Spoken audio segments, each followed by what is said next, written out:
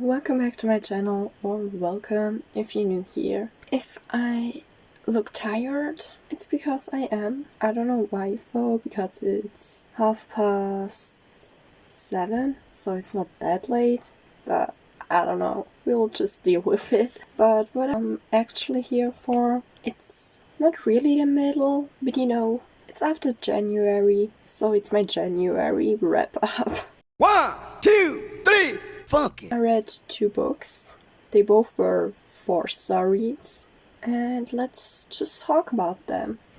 So the first one, maybe not that interesting, because it's a German one. It was this one, Dunkelkammer von Bernhard Aichner. The title means dark room. There's a camera. Makes sense, right? What can I tell you about this book? This book is the beginning of a thriller series, and we have a main character called Bronski, and he's in all of the parts of the series.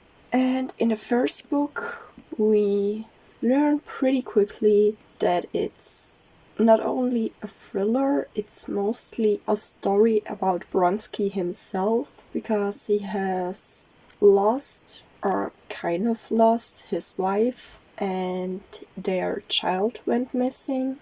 And now, after several years, someone finds a dead body that has something to do with his family. So of course he's going to investigate in that, and we just learn a lot of things throughout it. So there's not really that much of a own thriller mystery kind of thing. Like, of course they want to know who the dead person is and who murdered her and stuff like that. But it's also a lot to do with him and his family and his history. And it's interesting. Let me put it like that. It's a good book, but it's not a great book, if you know what I mean. Like, I like the writing style. It was a little bit confusing in the beginning, because I will show you. It's German, of course, but maybe you can tell how short the sentences are. And that's not really a style I'm used to, but I got used to it pretty quickly. But that's not what I was trying to say. What I was trying to say is, do you know the kind of thrillers that have a lot of plot twists, but you can see them from a mile away? Like, maybe you don't know what the plot twist is, but you can see that it's coming. And if it's there, maybe you didn't guess it, but you're also not too surprised about it. That's how I feel about this one. Also, I mentioned that's a series. I believe it's 5 books. I'm not sure, it's not finished yet. And I'm not sure if I will continue, because the end could just be the end. It's not a complete happy ending. It's not a sad ending either. It's just somewhere in the middle. And some books have endings like that and are standalones. So it would work. So I'm not entirely sure if I will continue. And as I said, 4 stars. So let's move on to the next book I read. Also the last book. So the second book I read was Jiyoung, born 1982, by Cho Nam-Joo. I hope I said that right. I googled it, but please don't hold me accountable. I tried my best. What can I say about that book? It's a very short one. Maybe I can... pretty short. But what is this book about? As a quick description, it's about a woman living in Korea, and therefore living in a world that wasn't designed for women. Like, I don't know how much I wanna say in case you wanna read it. I mean, in the beginning, it's already telling you that she's not doing well mentally, and it also quickly tells you that women aren't treated the best. Maybe that's enough said. I'm not sure. But as I said, I don't want to spoil the entire book. That's pretty hard because it's also a very short book. I can tell you, maybe I should tell first, it's a contemporary story, I think. Like, it's fiction, kind of, but it also has some articles linked, or like some sources. Because sometimes it will tell you, like, in a work environment there are specific things, and then it will have a little source at the bottom to like prove that it's fact-checked, I guess. Let me find one. Here, there's a little source down there.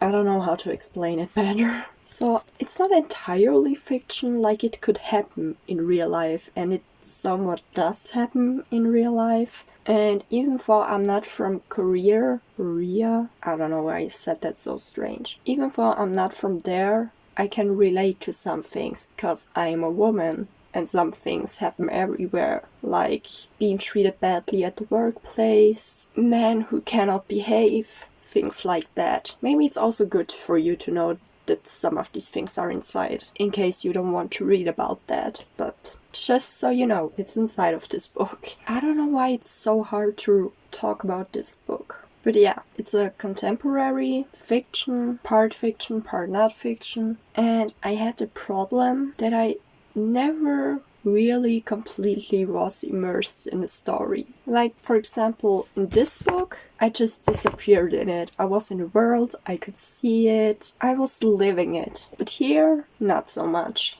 It didn't happen. Sometimes I was, but very, very shortly. Maybe it's also got to do with I've never been to Korea. So maybe that's a reason, but that's also kind of a stupid reason, because actually I have been to Innsbruck. Maybe that's a bad example. But you know, in fantasy books, I've never been to fantasy worlds, but I can still imagine them. I never was inside of this story. Do you know what I'm saying? I'm not even sure if I know what I'm saying. And then another thing with this book was we begin with the end, and then start at the beginning and work our way through to the end. And the very last chapter, I'm not sure if we needed that. It felt like a punch in the face. Or maybe it felt unnecessary. I'm still not sure about that. Yeah, and I really don't know what else to say, because it's a short book.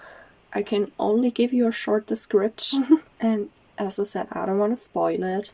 And again, that was a 4-star. So these are the 2 books I read. Not that much, but actually it is much, because I think the last 2 years, maybe even more, I didn't read a single book in January. So now I've even read 2. So that's a win for me. Thank you so much for watching. I'll see you in my next.